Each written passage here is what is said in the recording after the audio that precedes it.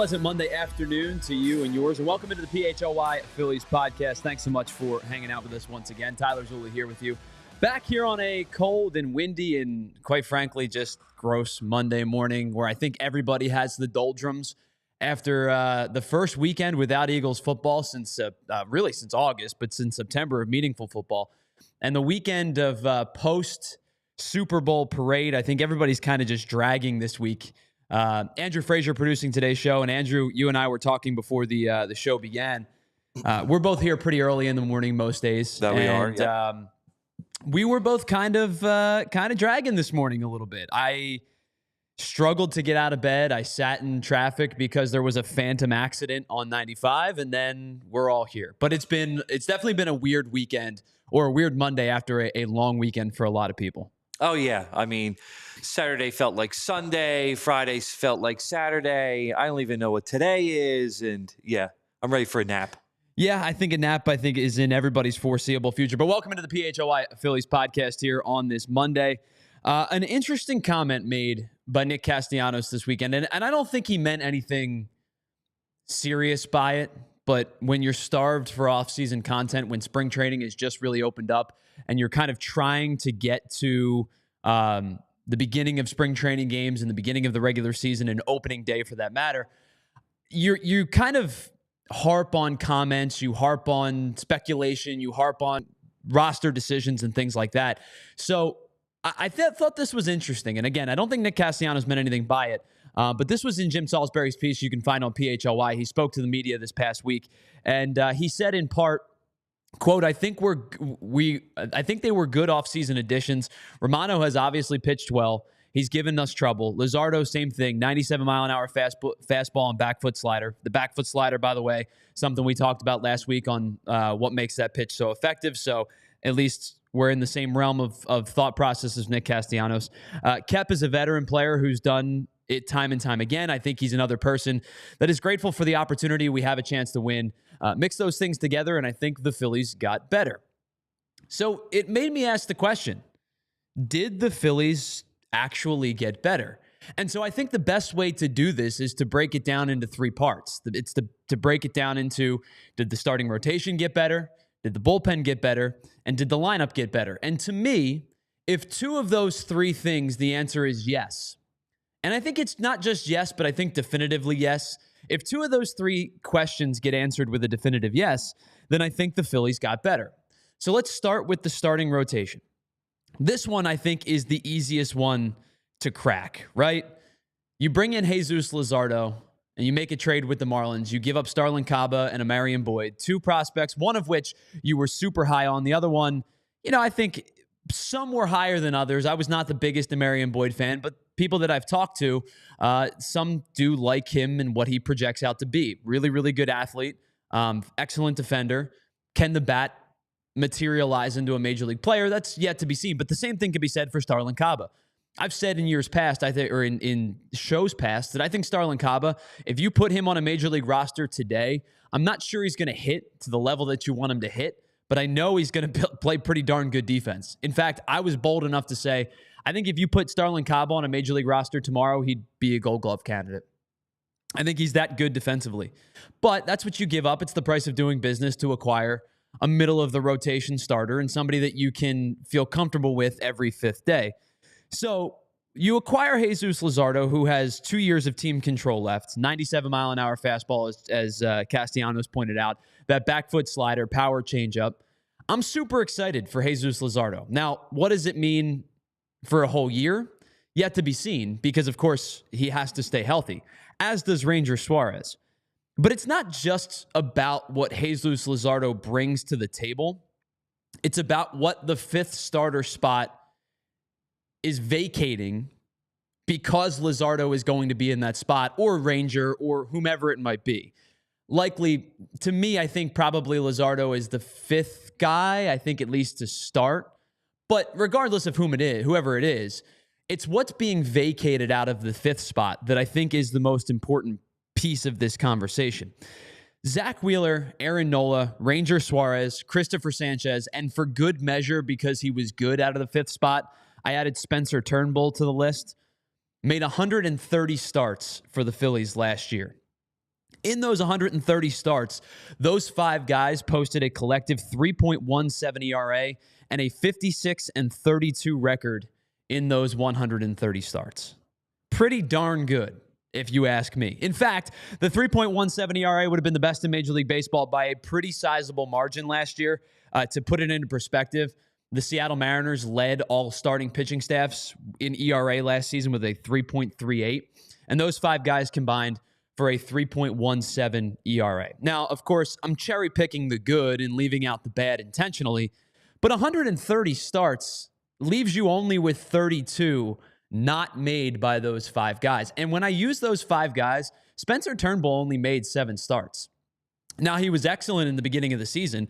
You remember he took a no-hitter into the 7th. I believe it was against Colorado, I think it was. It was either Colorado or Chicago, but he was excellent in the beginning of the season, especially when they needed him, because Ranger Suarez wasn't healthy to start the year, and you really needed a 5th starter because if you remember to 2023, Matt Strahm started games at the beginning of the season because they were desperate. So to have somebody that stabilized you for the first couple of weeks of the season at the back end of your rotation, I don't think it gets enough credit because of how good the front end was and how good the starting rotation ended up being throughout the course of the season. But that group of 5 over 130 starts, which is really the bulk of a regular season, posted a 3.17 ERA. I don't think we realize how excellent that is. The problem, however, is not those guys. It's the starts made by not those 5 guys. Especially the starts that were made from the 5 spot and the starts that were made in place of Ranger Suarez. Here's the guys that made 28 of the 32 other starts. Now, Orion Kerkering made a couple of starts. There was a couple of bullpen games involved. Seth Johnson made a start as well. Taijuan Walker, Tyler Phillips, Michael Mercado, and Colby Allard made 28 of those other 32 starts. You can see the graphics. The numbers aren't good. Walker made the bulk of them. He made 15 of the 28. He was 3-7 with a 7.18 ERA, a near 1.7 WHIP, and opponents hit 314 off of him. Tyler Phillips made 7 starts, somehow went 4-1, which, by the way, this group collectively went 10-9, which tell you that wins can really not be projected to a pitcher stat entirely, because this group went 1 game over 500, which would feel like an absolute win if you just decided you weren't going to look at the rest of the numbers. But you see them there, right? A 7.1 ERA for Walker, a 7.4 ERA for Phillips, a 5.2 for Allard. In the 2 starts that Michael Mercado made, he was an 8.1. The whips are way too high. The best whip of the whole group is Tyler Phillips, and he had a 1.5 whip, which means he's given up a base runner and a half for every inning pitched. All of these guys had ridiculously high batting averages. Mercado's was the lowest, but he struggled. His whip was high in part because of the walks that he allowed. He gave up 5 walks in 6 innings pitched. So if you take those 4 starters and total them out to their 28 starts that they made, they threw 130 in the 3rd innings pitched and posted a 7.04 ERA.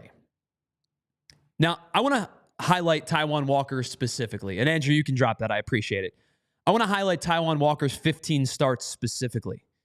He was 3-4 in the games in which the Phillies gave him 3 runs of support or more.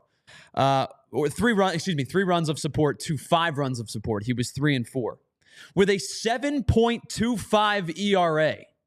So in games in which the Phillies adequately scored 3 to 5 runs, he had a 7.25 ERA. That's not the end of it. That should be the end, like period, cut off the end of the sentence. That's not the end of it. It somehow gets worse.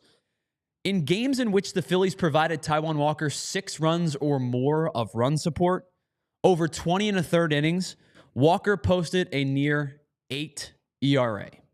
8. EIGHT. How is that even possible?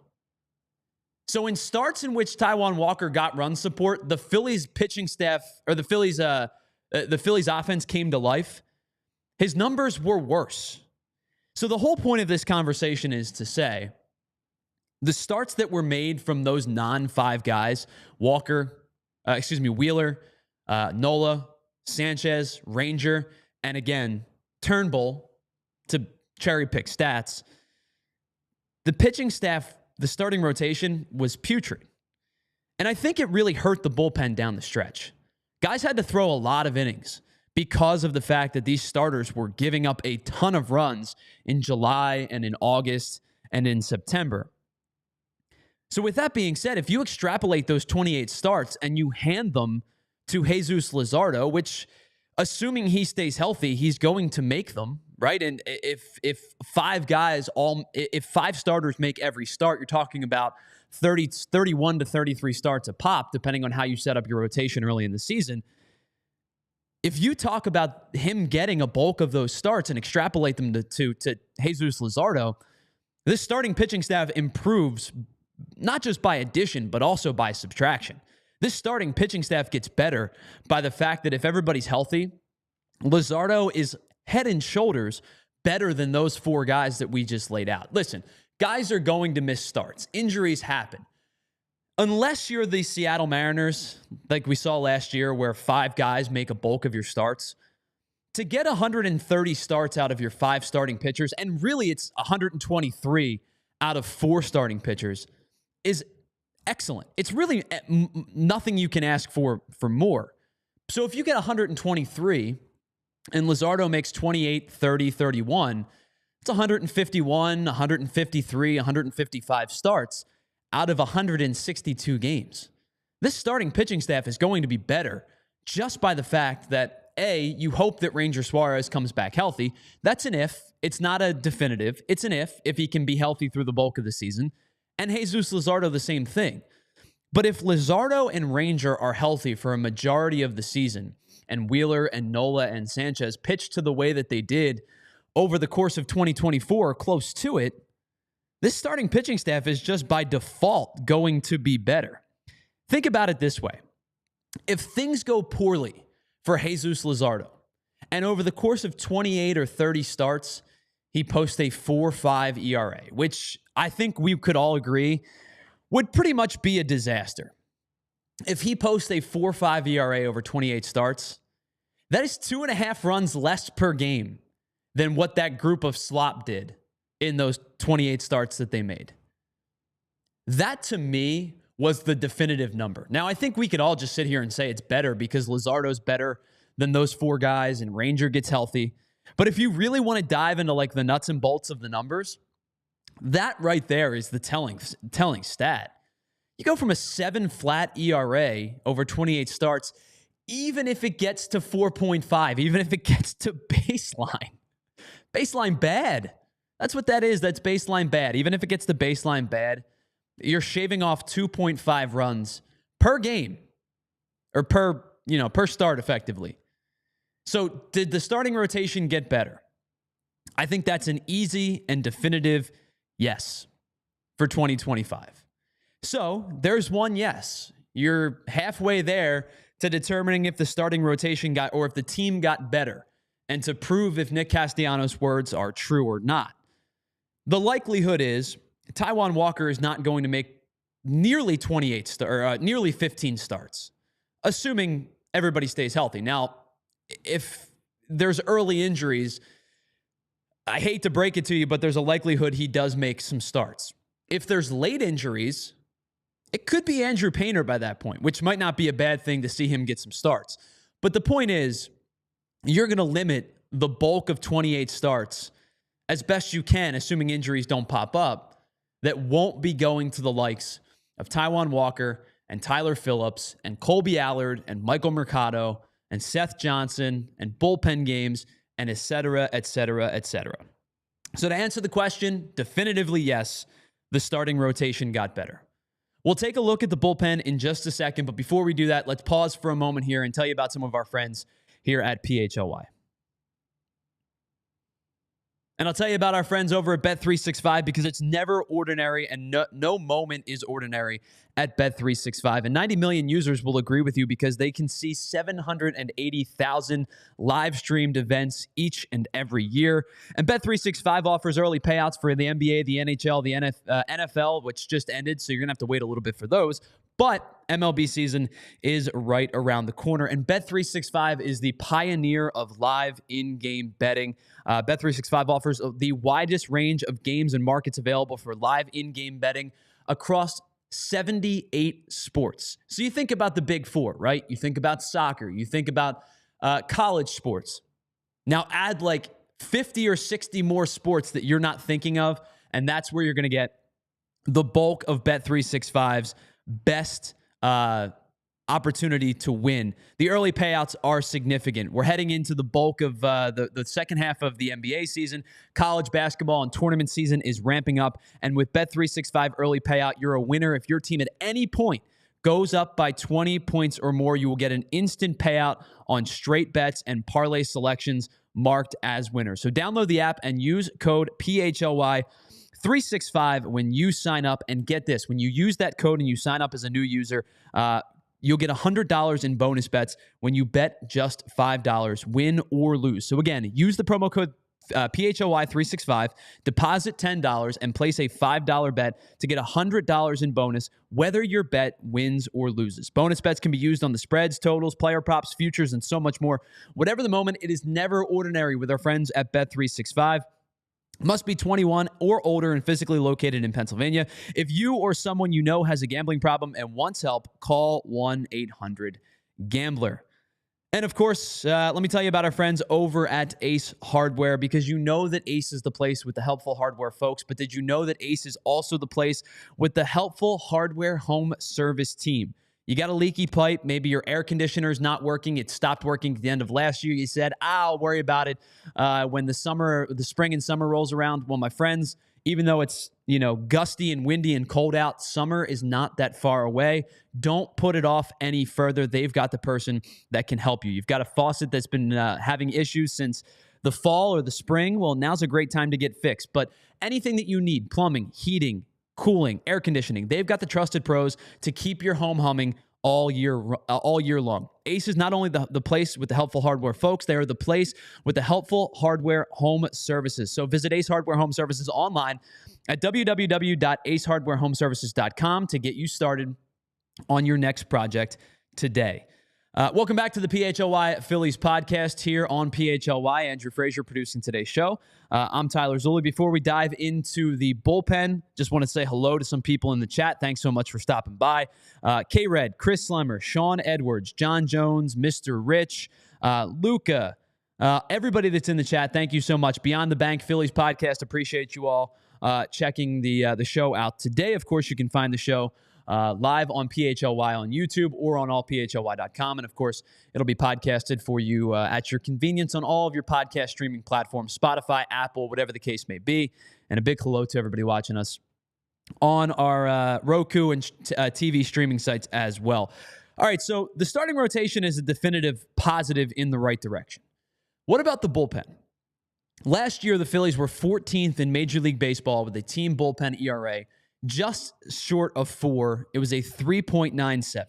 So they were right about league average when it comes to the bullpen. That was good for 7th in the National League, which again puts you right at about league average. Maybe this is not fair what I'm about to do. Maybe once again I'm going to cherry pick stats, but I think those numbers are actually slightly skewed, in part to the guys at the bottom of the numeric chart dragging that 3.94 down a little bit. Gregory Soto and Sir Anthony Dominguez, who no longer are on the Phillies 40-man roster, were traded at the trade deadline to the Baltimore Orioles and just decided to go stink it up in the postseason for them as well. And Junior Marte, who is no longer in the Phillies system either, combined to make 104 appearances for the Phillies in 2024. Those three guys in 104 appearances combined to post a 5.09 ERA over those appearances. And again, I think theoretically I could do this for just about any bullpen. You take the crap, you throw it out, the numbers rise, right? You could do it the same inversely. You could take the good, throw it out, and the numbers drop. You can manipulate numbers any which way you want to do it. Your stats, you could tell your stats in any story that you want to tell, right? It's kind of the beauty and the curse of having Baseball Reference and Baseball Savant. I could tell you any story I want about stats. But I think those three specifically, through 104 appearances for 3 relievers, especially for 3 guys, 2 of which were traded at the deadline, and 1 was up and down, throughout the course of the season. 104 appearances is a lot of appearances for 3 guys. If you take those three guys out, I think the number is going to drop a little bit. I think that's, first and foremost, that's way too many appearances for Sir Anthony Dominguez, Junior Marte, and Gregory Soto.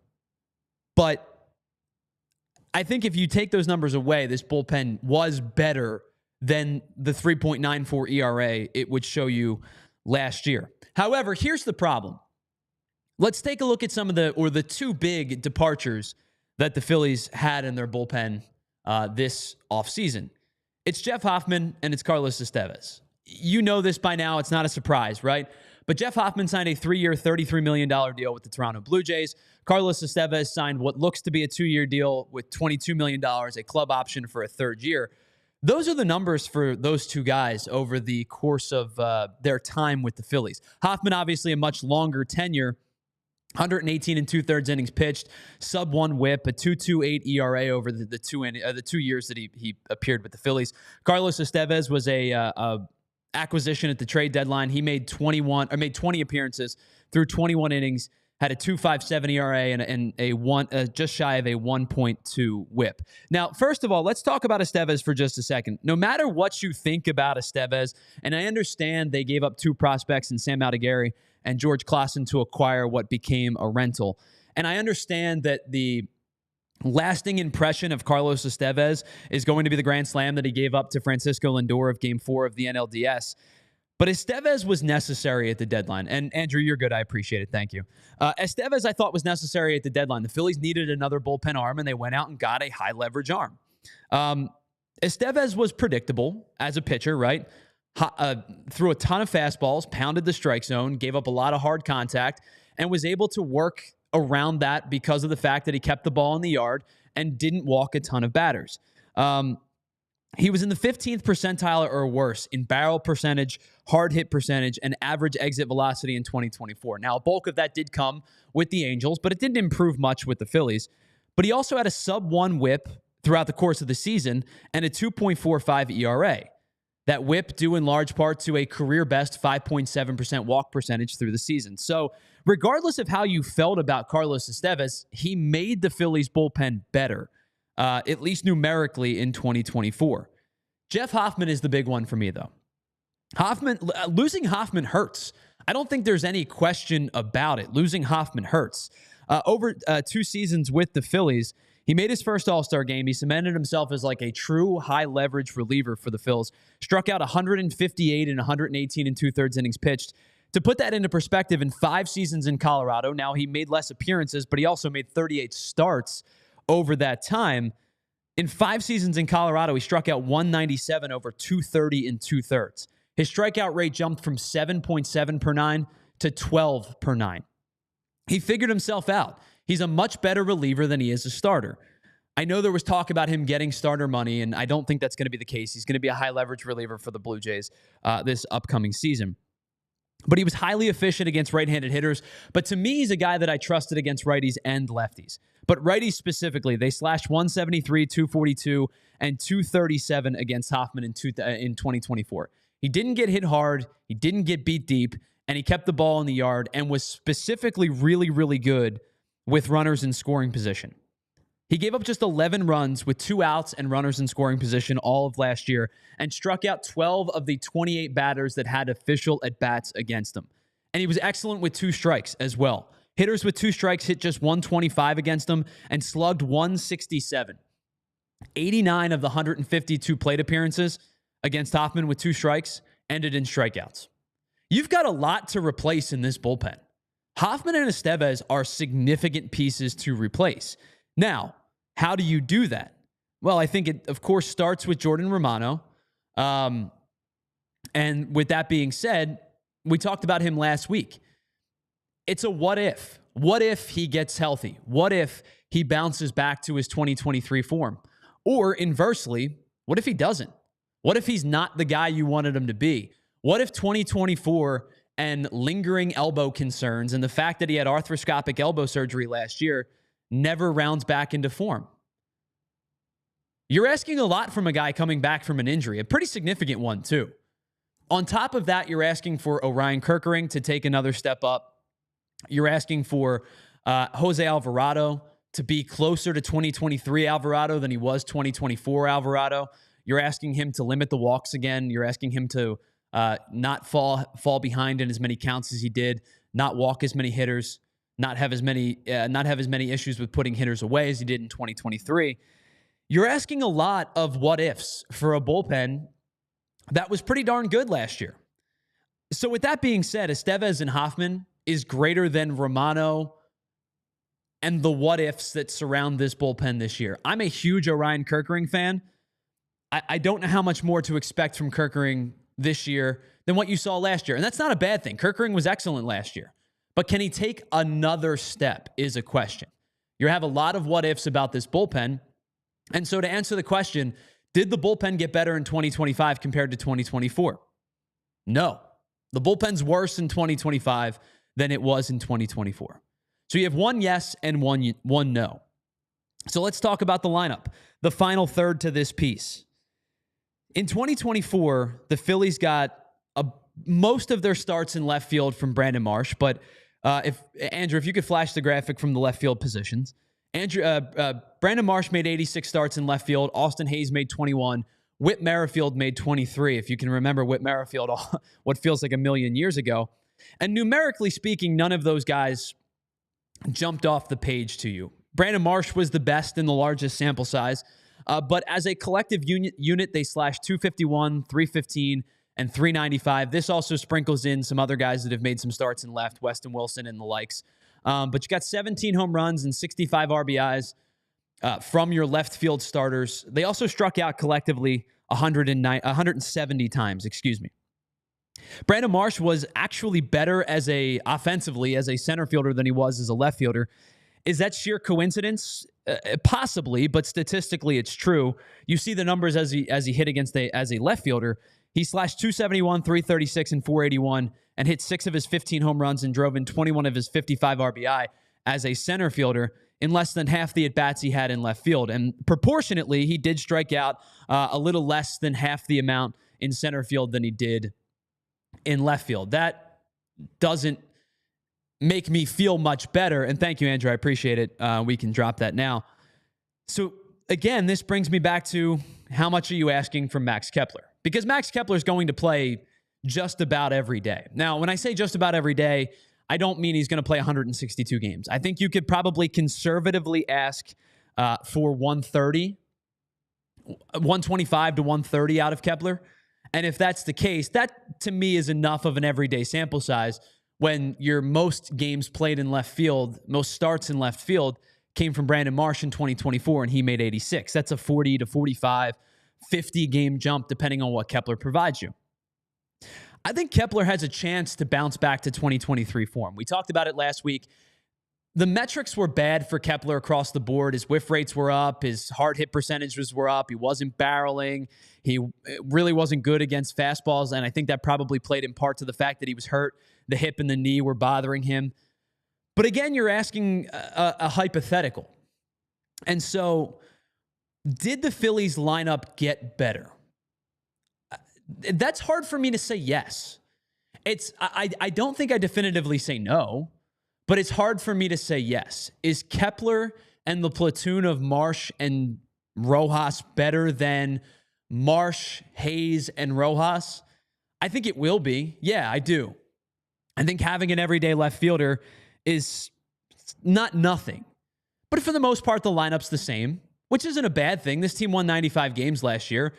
You know what the lineup's going to be. You have spurts of amazing, and you're going to have spurts of wanting to rip your hair out of your head. It's a strikeout-laden team. It's a chase-laden team. And I think Kepler will help that. You're going to see his chase rates from 24 and expect that it's just another lefty who chases. I think his chase rates in 24 were not indicative of the player that he is when he's healthy. And before we continue, a big shout out to everybody hanging out with us on our streaming platforms, our TV platforms, Roku and the likes. Head on over to allphly.com to catch the rest of the show.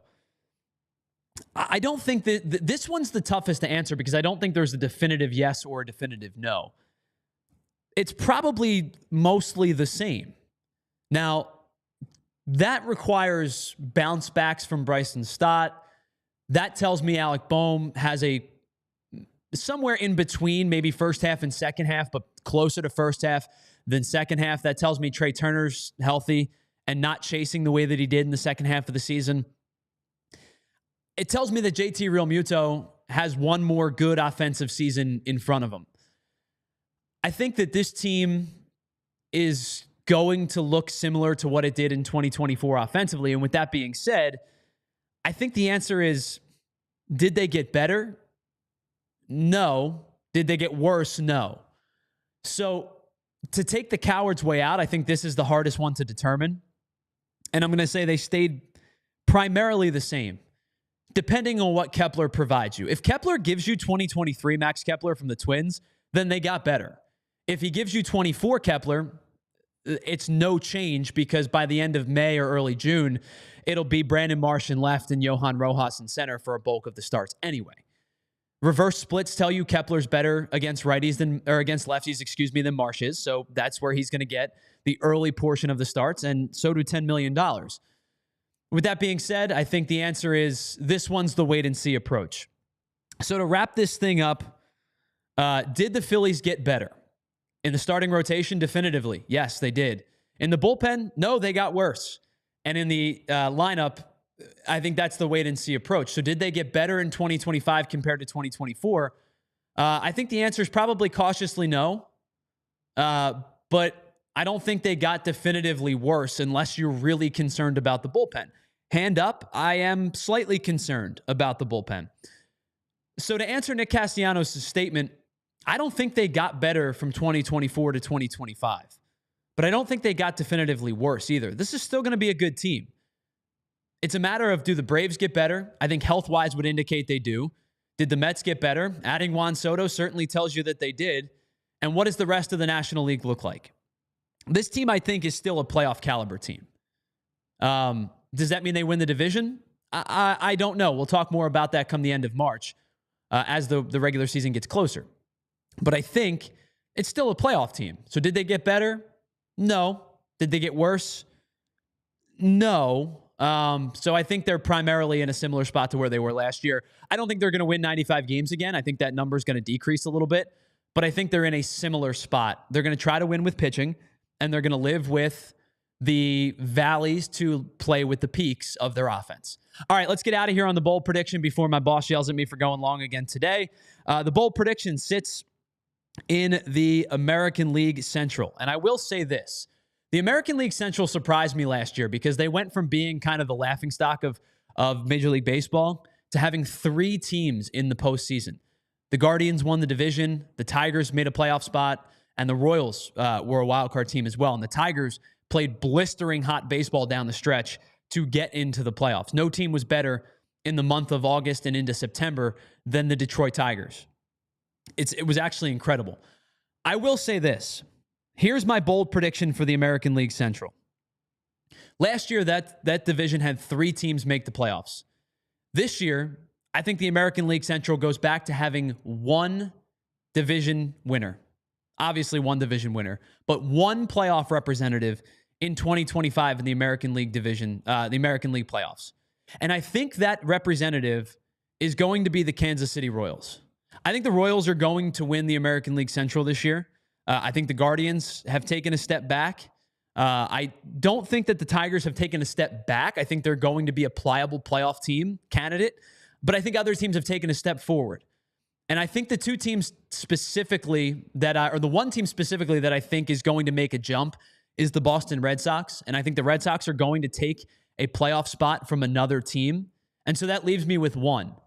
And that leaves me, do the Orioles make the playoffs, or does a team from the West make the playoffs that would take that spot away from the American League Central? Now, I'm not going to give up my playoff predictions just yet. We'll do that closer to the beginning of the season. But my bold prediction for the American League Central is that only 1 team is going to make the playoffs out of the Central this year, and it's going to be the Kansas City Royals. Thanks so much for hanging out with us on this Monday afternoon. I appreciate everybody in the chat. Once again, John Jones, Pat Ryan, Markel Futz, as Adam Schefter once said, Frank Barber, Luca, K-Red, Chris Slemmer, Sean Edwards, everybody in the chat, thank you so much for hanging out with us. If you don't mind, before we get out of here, drop a like on this episode and leave a comment down below on any future episodes as well. And if you haven't hit that subscription notification, it's free. It takes 2 seconds, and it helps us here at PHLY. Big thanks to Andrew Frazier for producing today's show. We'll be back next Friday, or this Friday coming up, and I believe we'll speak to Jim Salisbury down in Clearwater for our first spring training check-in. In the meantime, we're going to talk in abbreviated segments over the next week about who can make this roster, what the backup catcher position looks like, and some more fun trivia here at PHLY. So head on over to PHLY.com or allPHLY.com to get some of the latest and greatest merch from the Eagles. And of course, as always, thank you so much for hanging out with us here on the PHLY Phillies podcast. We'll talk to you on Friday right here on PHLY. We all silly like the mayor.